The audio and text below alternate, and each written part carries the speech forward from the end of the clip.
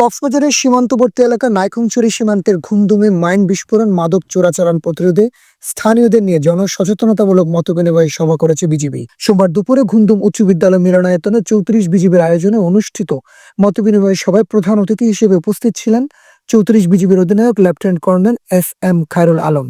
তিনি বলেন, বিজিবি সবসময় আপনাদের পাশে আছে। সীমান্ত এলাকা দিয়ে মাদক ও চোরাচালান রোধে কঠোর অবস্থানে রয়েছে বিজিবি। মাদকের বিরুদ্ধে যুদ্ধ ঘোষণা করা হলো। এই অপকর্মে কাউকে ছাড় দেওয়া হবে না।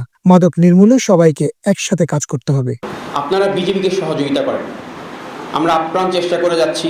আমাদের মহাপরিচালক মহোদয়ের নির্দেশনা আছে, আমাদের রিজিয়ন কমান্ডার মহোদয়ের নির্দেশনা আছে, যেন আমরা জনগণের পাশে থাকি। জনগণই আমাদের সব কিছু, সমস্ত শক্তির মূল। আপনি আমার পাশে না থাকলে কিন্তু আমার শক্তি কমে যাবে। আজকে আপনি আমাকে সহযোগিতা না করেন, আমি কিন্তু এখানে একা হয়ে যাব, একঘরে টাইপ হয়ে যাব। এই মাদকের বিরুদ্ধে আমরা যুদ্ধ ঘোষণা করলাম।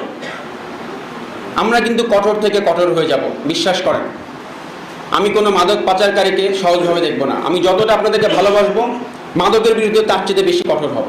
ঘুমদুম ইউনিয়ন পরিষদের প্রশাসক কাবুরি মারমায়ের সভাপতিত্বে অনুষ্ঠিত এই মতবিনিময় সভায় বিশেষ অতিথি হিসেবে উপস্থিত ছিলেন নাইক্ষ্যংছড়ি উপজেলা নির্বাহী কর্মকর্তা মাজহারুল ইসলাম চৌধুরী, 34 বিজিবির উপ অধিনায়ক মেজর মেহেদী হাসান আশিক, ঘুমদুম উচ্চ বিদ্যালয়ের প্রধান শিক্ষক শাহজাহান সহ অন্যান্যরা। পরে সীমান্তে মাইন বিস্ফোরণে আহতদের মাঝে আর্থিক সহায়তা ও শিক্ষার্থীদের হাতে পুরস্কার সামগ্রী তুলে দেওয়া হয়।